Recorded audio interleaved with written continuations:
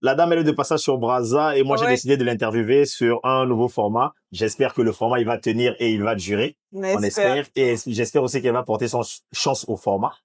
Oh, Donc, ok. parce que c'est la première fois que je le fais. Ça trottait dans ma tête. Je voulais bien faire ce format depuis, c'est-à-dire Mhm. que une conversation chill autour d'un café. Mhm. Je voulais ça depuis. Ouais. Mais après, je trouvais pas plutôt l'impulsion. Là, comme on a été pris de court parce qu'on allait tourner un pêle-mêle normalement, je vous explique. On allait tourner un pêle-mêle, mais on a eu un problème. On n'avait pas de studio de disponible. Ouais, Donc, on a on a improvisé. dû improviser. Comme ce projet était dans les tiroirs, bah, je l'ai sorti exceptionnellement pour la très grande dame que vous voyez. So, j'espère que la conversation elle va vous plaire. On attend nos cafés normalement. Après, on pourra commencer. Mais entre-temps, j'aimerais déjà savoir comment ça se fait ce déclic. Comment tu passes de créatrice de contenu à directrice d'agence. Directrice d'agence ou manager. Bon, bah, c'est la Euh, même chose je suis approximativement, mais en plutôt, français. ouais, mais moi je suis pas la directrice. Ah, Moi, ok. je suis pas, moi, je suis plutôt la directrice créative. Ah, d'accord. Ok. Parce que on est deux cofondateurs. On est deux Ok. cofondateurs. Mon partenaire, lui, s'occupe de tout ce qui est autour de la gestion. Et Ok. moi, je m'occupe de la partie communication, créativité et puis gestion de projet. Voilà. D'accord. Ok. C'est un peu ce que je fais en agence aussi, moi. Moi aussi, je suis responsable création. Donc, tout ce qui est créatif, il se réfère à moi. Et après, bon, il y a quelqu'un d'autre qui s'occupe des opérations et on a un headmaster, c'est-à-dire on a un directeur qui D'accord. lui chaperonne un peu tout le monde. Ah, ok, c'est intéressant ça. L'agence dont je te parlais tout à l'heure, Ouais. ADN. Parfait. Yes. Bon, du coup, comment je me retrouve avec cette casquette-là? Yes. Déjà, création de contenu parce que je suis tombée dedans. C'était par accident complètement. J'ai juste posté une photo un jour sur Insta où j'étais allée faire du paintball et c'était à Pointe-Noire. Tout le monde me dit, du paintball, c'est pas possible. Non, on fait pas ça au Congo. Je dis, si. Bah, vu que j'avais filmé un peu et tout, j'ai fait un montage rapide sur Movie Maker. Ouais, Et du coup, j'ai posté. j'ai utilisé Filmmaker, moi. Non, mais c'était chaud. Moi, j'ai posté, bah voilà comment je me suis retrouvée à la création de contenu. Après, au fur et à mesure, je montrais qu'il y avait des choses intéressantes à faire au Congo et tout. Je suis tombée dedans. Et bah, c'était pour moi un hobby. Et quand je quitte de là, déjà, j'ai pas commencé, l'agence n'a pas commencé avec la vidéo. L'agence a commencé avec mon background d'informaticienne, Ok. avec les sites internet. D'accord. Donc, entre deux activités, je faisais des sites pour des gens et tout, jusqu'à ce qu'un jour on se retrouve à devoir, on se rend compte qu'on fait des photos, on fait des sites, mais il y a pas de photos. Ok, il n'y a Les pas de photos, il contenu y a à pas de voir. contenu, il y a rien. Et tout le monde a les mêmes images, les mêmes personnes qui reviennent et tout. On se dit non, mais il faut qu'on fasse quelque chose. Donc mon partenaire qui est photographe, avec lui on se dit écoute, on fait les photos, on les intègre au site. Donc voilà comment c'était en freelance, hein, on faisait entre deux, trois trucs comme ça. Et voilà comment, Ça commence toujours en freelance. voilà, jusqu'au jour où tu te lances dans un projet, on te dit, vous avez le new. Exactement. Et là, je te dis, c'est quoi le new? Tu réfléchis. Je te dis, bon, écoute, faut se formaliser, minimum. Et on lance Blank. Blank qui était pour nous nouveau départ. Commencer sur une page blanche. Blank, ouais. Et on commence sur un nouveau départ et voilà. C'est comme ça qu'on crée l'agence avec d'abord au départ nous ce qu'on voulait c'était rester dans notre contexte site internet etc. parce que c'est ce qu'on a étudié. Donc mais on se rend compte que site internet oui, mais il y a vraiment tout le monde faisait ça, mais là où on a vraiment trouvé la problématique c'est qu'il y avait pas d'images. Quand il y avait des images, elles n'étaient pas de qualité. Les gens voulaient créer du contenu mais ils savaient pas comment s'y prendre. Donc moi, avec mon hobby de dimanche qui est de faire des vidéos, j'ai appris à faire du montage, je commence à comprendre la création de contenu, comprendre les codes et tout. Je dis, écoute, c'est une compétence, on va la monétiser. Et voilà comment on insère maintenant vidéo, photo, tout ça. Voilà comment on est Blank Digital Studio. D'accord, ok. Je vois. Du coup, moi, à mon sens, hein, je sais pas, j'ai pas encore vu quelqu'un qui en a parlé. T'es parmi les premières personnes qui ont parlé de monétisation ici au Congo. Du coup, je pense que tes comptes sont monétisés, même si ça a eu un couac avec un moment, je pense. Oui. Moi, je regarde beaucoup, surtout les stories. Ah oui. Je suis très à l'affût de tes stories. Oui. Parce que moi, pour moi, je dis toujours que les stories, c'est le meilleur canal pour pouvoir engager la communauté. Exactement, Voilà. Il y a des gens qui ne comprennent pas ça. Bon, un jour, vous allez comprendre. Un jour, ils vont comprendre. Un jour, vous allez comprendre. Donc, tu es parmi les premières personnes qui ont parlé de monétisation de contenu ici. Qui t'as juste pas parlé de ça, mais t'as quand même fait de ça une réalité parce que je pense que tes comptes sont monétisés, ton YouTube est monétisé. Comment tu t'y es pris? Bon. Au départ, comme je dis, moi, YouTube, ça a toujours été un hobby. Bon, aujourd'hui, je commence à vouloir aller de manière un peu plus concrète, mais jusqu'au jour où on se retrouve en face des situations où tu te dis, bon, écoute, tu as besoin de plusieurs sources de revenus, on entend YouTube, pourquoi ne pas le faire? Du moment où j'atteins tous les critères, les 4000 heures, les 1000 abonnés, je reçois le message. On me dit, oui, vous êtes éligible, etc. Je me dis, OK, mais comment je m'y prends? Je cherche, je me renseigne. Personne ne le faisait directement. Tout le monde passait par des agences. C'était pas évident. Donc, je me dis, je vais me lancer. Je laisse tomber. En vrai, c'est pas allé du jour au lendemain. C'était galère. Du coup, je me disais, non. Quand je regarde, en fait, combien c'était pas grand chose. Je me disais, je vais pas perdre mon temps pour ça. Ça reste là. Mais jusqu'au jour, ça gonfle. Je me dis, il faut que je trouve un moyen de récupérer cet argent quand même. Donc, je me dis, objectif, je vais me donner 2 mois où je me concentre pour vraiment trouver comment ça va se passer. Je fais des recherches sur Internet. J'appelle d'autres personnes qui l'ont déjà, même s'ils le font via des agences. Je me renseigne. Je tente. Je me dis, je vais faire les étapes normales. Même si je crache, c'est pas grave. Du coup, j'ai partagé mon expérience sur Internet et jusqu'au jour où j'ai reçu mon argent. J'ai dit que c'est possible de le faire. Donc les gens peuvent le faire. C'est vrai que c'était galère, mais donc en gros t'es pas passé par un VPN, t'as pas changé ta localisation, rien. Ils me disent ici. La seule localisation que j'ai qui n'est pas YouTube en fait n'a pas les pays d'Afrique la plupart. Il y a le Nigeria, le Sénégal, Ghana, voilà, exactement. Sénégal, Maroc, tout ça. Mais il n'y a pas l'Afrique centrale, il y en a pas. Donc qu'est-ce que je fais? Je mets France. Déjà, en créant la page, tu peux pas mettre le Congo. Donc, moi, j'avais mis France par défaut. Mais sur AdSense, il y a Congo-Brazzaville. D'accord. Or, c'est AdSense qui rémunère. C'est pas YouTube. OK. Voilà. Donc, si je comprends bien, AdSense rémunère quand même au Congo-Brazzaville. Oui. Même si on a un site Internet, tu intègres avec AdSense, tu récupères tes fonds. D'accord. OK. Bah, c'est une information très utile. Pourquoi? Parce qu'après, il y a des gens qui se disent que, bah, ici, on peut pas recevoir son argent ou quelque chose comme ça. C'est toujours important. Maintenant, moi, j'aimerais savoir, est-ce que tu t'es quand même penché sur la question de savoir comment il rémunère? C'est-à-dire, est-ce qu'il rémunère les vues des personnes habitant en France ou les vues des personnes qui sont quand même au Congo aussi? Est-ce que tu as essayé de voir un peu les stats autour de... Oui. En vrai, la plus grosse partie des rémunérations, c'est celles qui sont les vues, celles qui viennent des vues de l'Occident. Je dirais ça comme ça. Et États-Unis, Canada, France, toute la partie. Afrique aussi, on en reçoit. Pas beaucoup. C'est très minime. Comment on appelle ça? L'unité de paiement par vue, si je pense. Il y a le RPM, c'est le revenu par le revenu moyen par vue. Et puis tu as le coût par 1000 vues. En fait, le M c'est 1000 vues en fait. Voilà. Donc en gros le RPM ici est plus faible que voilà. Donc si tu as en fait, le secret c'est quoi? Si tes vidéos sont pour la cible européenne ou occidentale, tu te fais plus d'argent que quand tu cibles le Congo ou le local. Voilà. D'accord. OK, je vois. Bon, c'est bien dommage parce que on aimerait bien en gagner juste ici, c'est-à-dire en faisant du contenu pour les Congolais ici et ici, mais bon. Mais ça viendra peut-être parce que j'ai vu en Côte d'Ivoire, ça arrive bientôt. Ça arrive, Mais chez nous, pour que ça fonctionne, déjà, oui, il faut qu'il y ait il faut qu'on mette en place une institution qui va faire le lien avec tous les magas. Et puis, il y a aussi, comment je dis, il faut qu'il y ait plus de publicitaires en local. Tu vois, à l'époque, tu avais des publicités de RTL, MTN. Je fais pas de pub, pardon, mais... Non, mais ça va. Voilà, RTL, MTN, tu avais... Vous achetez des espaces sur le digital. Voilà. Mais maintenant, il y en a plus. Donc, ils le font plus. Pourquoi? Parce que les gens, déjà, ne regardaient pas.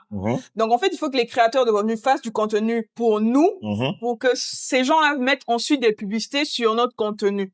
D'accord. Et là, ça va ensuite pouvoir générer aussi des fonds. C'est différent des annonceurs. C'est pas des annonceurs, mais c'est juste qu'ils ont acheté de l'espace publicitaire en ligne. C'est-à-dire quand lorsque ta vidéo passe, à un moment ça coupe et puis on met la publicité. Voilà. Pour que les gens comprennent. C'est différent des annonceurs sur des vidéos. Par exemple, un annonceur, c'est une personne, par exemple, pour ce Coffee Talk.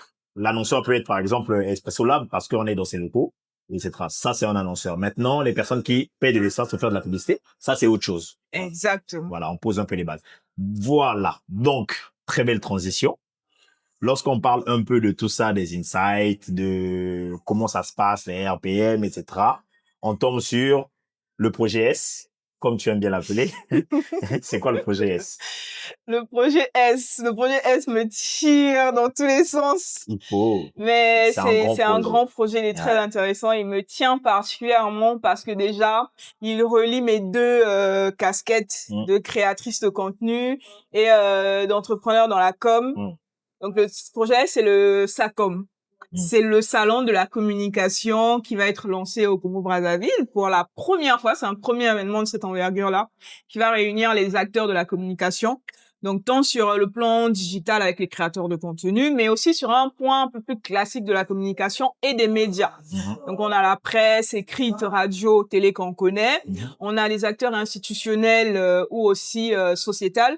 On a aussi la communication la plus connue, c'est celle qui est à titre commercial, marketing. Donc, le but, c'est de regrouper toutes ces personnes, de créer une synergie et créer un écosystème pour effectivement permettre une collaboration et aussi planter. Moi, je préfère dire planter les débuts d'une régulation et aussi normalisation du secteur de la communication. Donc, je résume ça comme ça, en gros. Oui, en gros. Donc, on comprend très bien que c'est un très, très, très grand projet.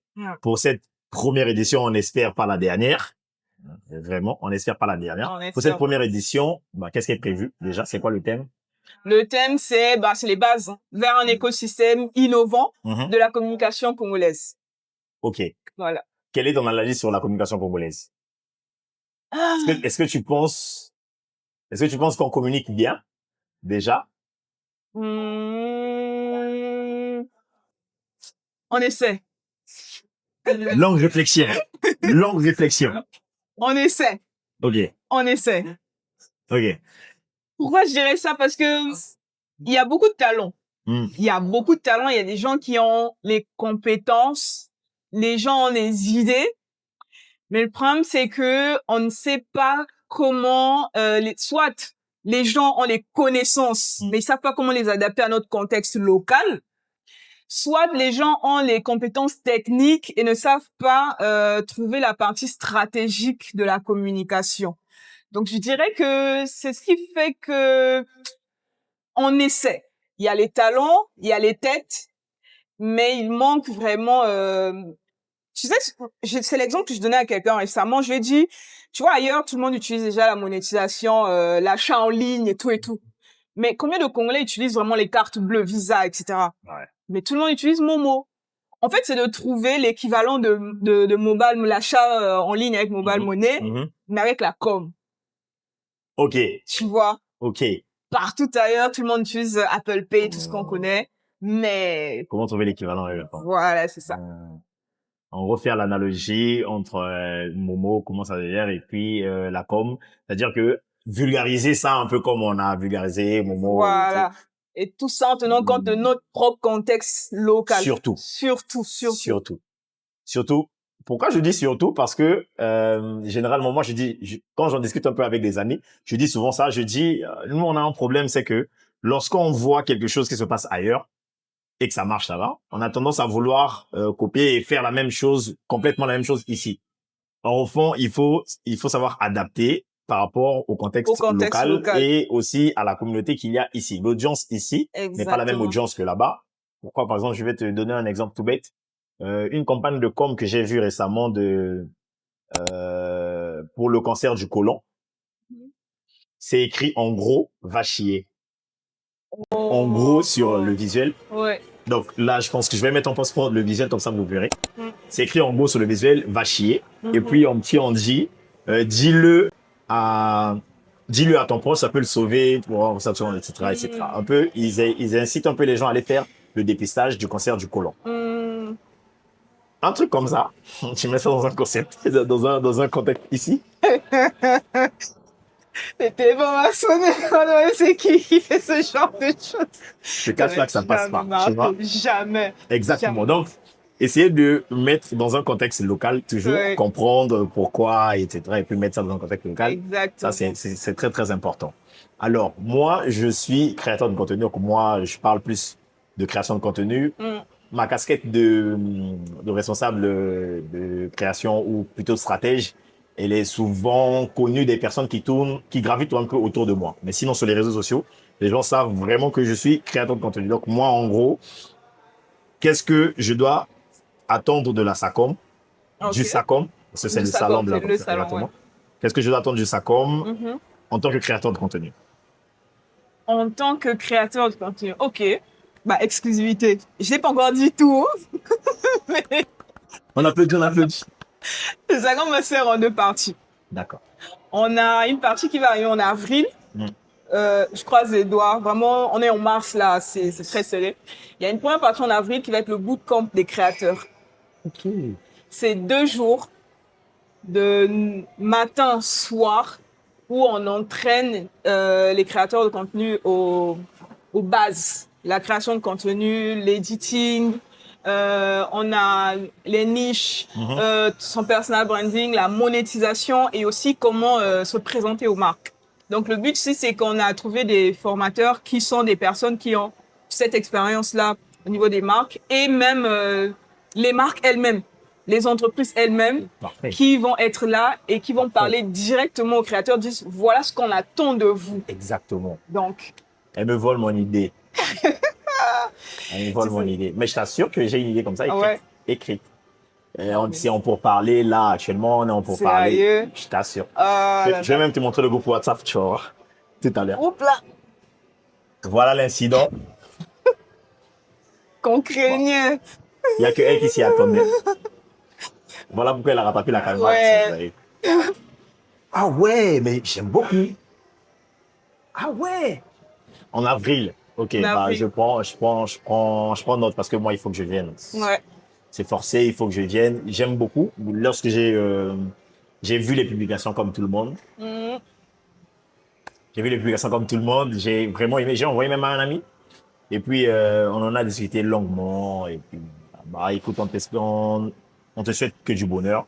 On espère que le projet S sera très très fort. Merci. Maintenant, comme j'ai plusieurs casquettes, on vient de parler de ma casquette de créateur de contenu. Oui. Maintenant, moi, en tant que acteur Ok. de ce milieu de communication, pas en tant que créateur, mais plutôt en tant que... C'est vrai aussi que les créateurs sont des acteurs, mais bon, vas-y, on va pas dire acteur, on va dire décideur, parce que les stratèges, c'est quand même des personnes Exactement. C'est quand le même bon des personnes terme. qui décident. Voilà. Donc, en termes de décideur, parce que donc, je suis à la fois acteur et décideur, Mhm. faut te dire.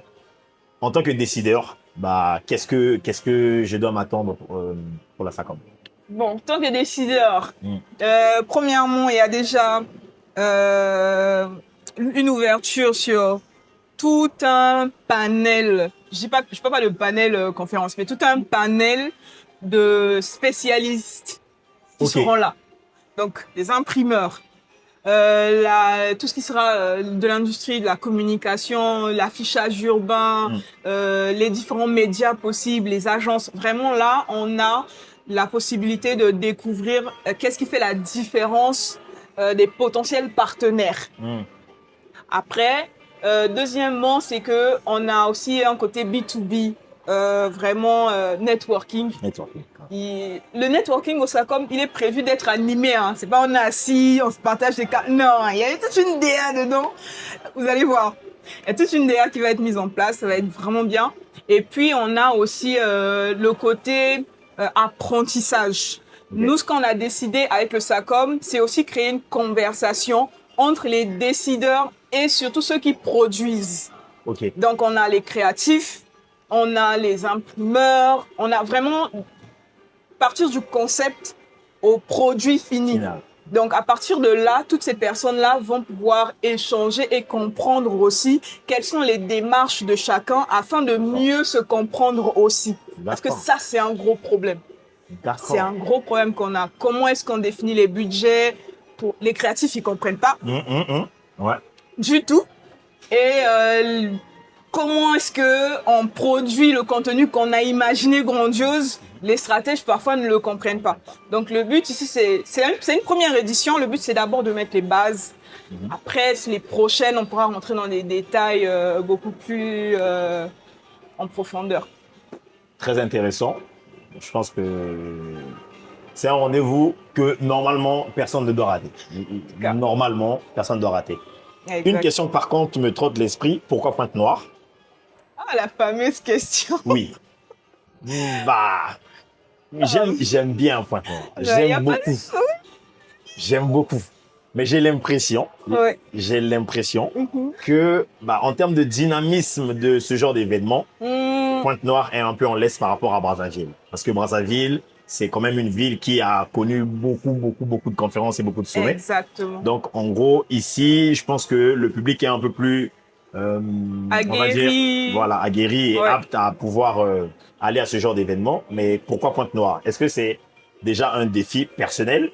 Se dire que, bon, moi, je suis de Pointe-Noire, donc du coup, je vais le faire ici. Ou c'est plutôt un constat par rapport au fait qu'il n'y ait pas vraiment d'événement de ce genre que vous allez le faire à Pointe-Noire? Un peu des deux, mais avec un troisième point en plus. D'accord. Lequel? Le troisième point, c'est aussi parce que déjà, quand je viens souvent à Brazza, je remarque que l'écosystème est très différent. L'écosystème à Brazza est différent dans le sens où beaucoup de choses ici tournent autour soit de l'institutionnel ou aussi au niveau, je dirais, étatique, entre guillemets, je dirais ça comme ça. Or, à Pointe-Noire, la communication et tout ce qui est lié à la partie vraiment communication est très axé sur le privé. Et le privé est très concurrentiel. Donc, c'est aussi de permettre, si je choisis déjà, c'est vrai que c'est un défi, c'est là où je suis, je connais, je maîtrise mieux en fait l'environnement à Pointe-Noire. Mais c'est vraiment parce que je pense qu'il y a aussi quelque chose à tirer de cet environnement qui est très concurrentiel aussi au niveau du privé. D'accord. Parce qu'il y a aussi, comment je dirais, du point de vue stratégique, la dynamique, elle est différente. Comment je dirais, voilà, par exemple, en termes de stratégie, si je travaille aujourd'hui avec un client qui est une boulangerie, par exemple, je m'occupe de sa communication stratégique, je suis au cœur même du secteur. Ce serait difficile de travailler pour une autre boulangerie. Okay. Voilà, c'est l'exemple. Oui. Et ce qui fait qu'à Pointe-Noire, on va se retrouver, par exemple, si on a 5 boulangeries, c'est toutes ces 5 personnes-là qui vont se mettre vraiment en concurrence axée. Et comme il y a beaucoup d'acteurs privés, ça crée un dynamisme qui est différent. Et le but aussi, c'est ma ville natale, c'est Ponton-la-Belle, venez découvrir la mer, etc. On dit, Ponton, c'est Miami. Ponton, c'est Miami. Voilà. Ouais, j'avoue, Ponton, c'est Miami. Et puis, on a le deuxième point aussi, c'est vraiment parce que, effectivement, il n'y a pas de conférence à Pointe-Noire. Alors qu'on a une jeunesse qui est très curieuse aussi. J'avoue. Très curieuse, on a des bâtons et vous serez surpris aussi de découvrir ce qu'on a à offrir de différent aussi à Pointe-Noire. Venez voir. Moi, il y a une chose que j'aime beaucoup à Pointe-Noire. Ouais. Je sors même de Pointe-Noire, comme tu sais, donc j'aime beaucoup une chose. À Pointe-Noire, il y a des jeunes tout le long de la plage qui ont leur téléphone avec eux, qui shootent certaines personnes, tu vois. À moyennant, c'est quoi 200, 300, je pense, quelque chose comme ça. Ouais. C'est 300 la photo, environ, sinon 200 francs la photo. Et ça, c'est quelque chose qui me marque. Pourquoi? Parce que je me dis, ce sont des gars qui ont iPhone, qui ont un téléphone qui est maintenant très prisé. Il y a des personnes, figure-toi que les personnes qui shootent ont des iPhones, non, préfèrent payer 300 à une personne qui a le même téléphone que toi, mais qui te prend en photo. L'initiative de ces gars, moi, franchement, ça m'intéresse. Ici, il n'y en a pas beaucoup. Ici, plutôt, ce qu'il y a, c'est ceux qui ont carrément des appareils qui font des shoots peut-être sur la corniche et autres, des endroits un peu touristiques. Mais créer avec son téléphone, tu vois. Moi, je suis un créateur, je crée avec mon téléphone. Tu vois, je fais des reels, etc. Donc, ça me marque, ça me touche d'une certaine façon, un peu plus que les personnes que je vois avec des caméras et tout. Donc, moi, j'espère qu'il y a quand même un créneau prévu pour eux. Si on n'a pas, bah, je mets quand même ça comme ça. Même pour le bootcamp, par exemple, on peut faire une petite action ou aller sur le terrain pour pouvoir leur parler un peu de ça, comme comment ça se passe. Ouais. Ça, c'est du street marketing. Bon, je distribue. Ouais. C'est gratuit. Donc, ça sera vraiment intéressant. Ouais. Parce que dernièrement, j'étais au restaurant, dis-toi. Il y avait quelqu'un qui fêtait son anniversaire. Il y a quelqu'un qui est venu, il a ramené sa softbox. Il a ramené son téléphone. Il faisait des photos. J'ai dit à la personne avec qui j'étais, s'il offre aussi un forfait où il fait photos et vidéos avec son téléphone, ça serait intéressant. Ouais. Un moment, je vois, il fait la vidéo. Et puis un moment, comme moi, j'ai une très bonne vision, malgré que je mets des lunettes, j'ai une très bonne vision. Je vois de loin l'écran de son téléphone, il regarde un mood board. C'est-à-dire qu'il a pris des images sur Pinterest. Exactement. Il a pris des images sur Pinterest, il regardait. Après, il donne les poses à la personne. Non, et tout, pose comme ça, pose comme ça. Je dis, mais ce garçon, il est très intelligent, tu vois. Donc, comme tu dis, c'est pour rebondir sur le côté où tu dis que la jeunesse de Pointe-Noire est très intuitive et elle est très curieuse. J'avoue, parce que j'ai quand même vécu ça et il y a du marché. Il y a du marché. Il y a du marché, hein. Et je dis, il y a du marché. Ouais, j'avoue. Donc, ouais, ça, c'est intéressant. Le créneau que tu dis d'aller les voir et tout. Ça peut être intéressant. Je vais réfléchir. Essayer un peu de cadrer. De toute façon, c'est un peu ça, pour moi en tout cas, le salon de la communication. C'est un peu ça, essayer un peu de cadrer un peu les créateurs qui n'ont pas encore compris qu'est-ce que la création de contenu, qu'est-ce qu'on peut faire avec la création de contenu.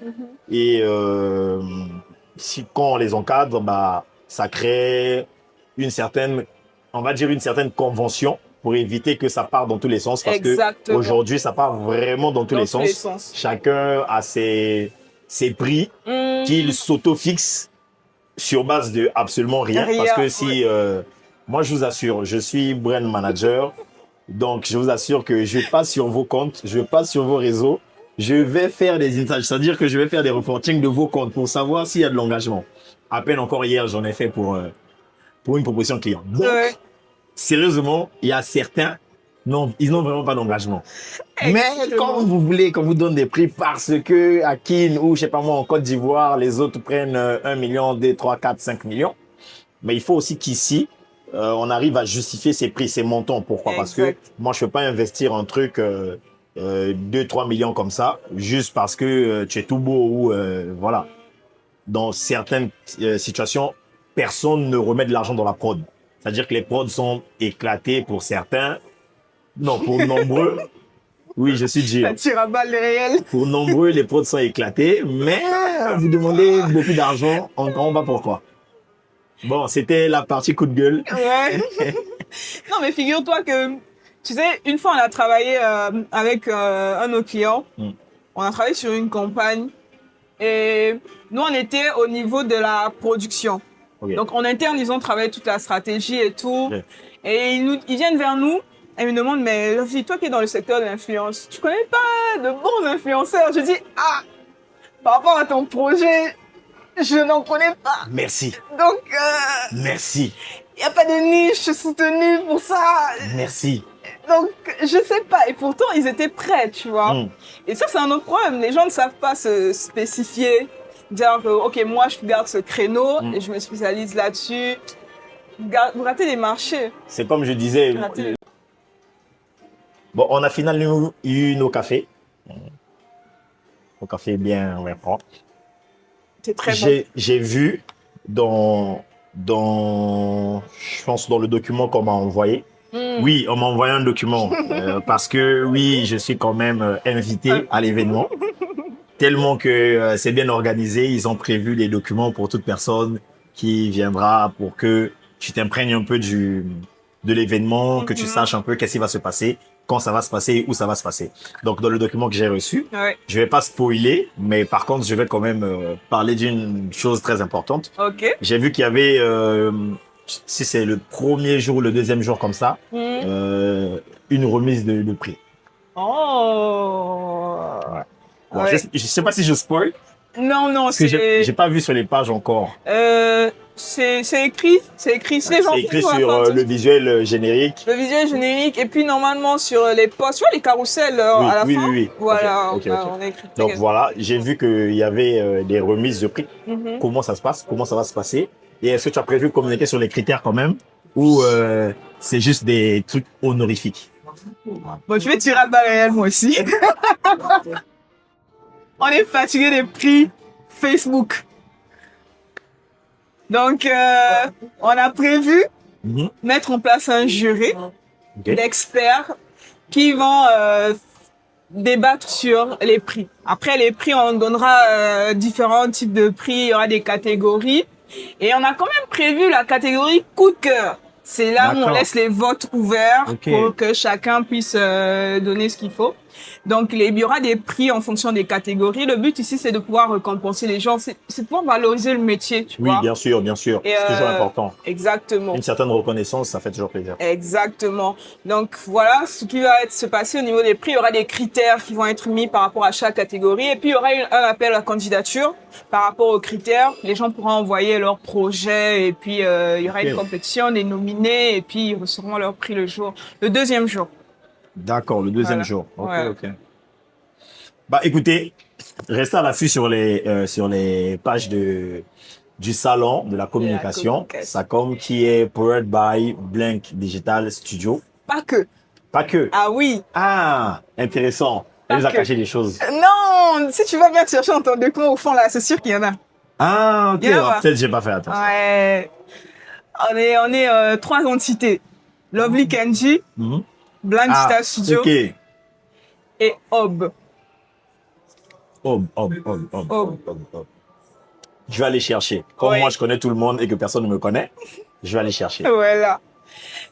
Donc voilà. D'accord. Bah, un mot de fin, je sais pas. Il y a quelque chose dont tu voulais parler que je n'ai pas abordé, peut-être. Je dirais, apprenons à travailler ensemble au lieu de travailler contre nous-mêmes. Merci. Merci. Voilà. Au revoir. Au revoir.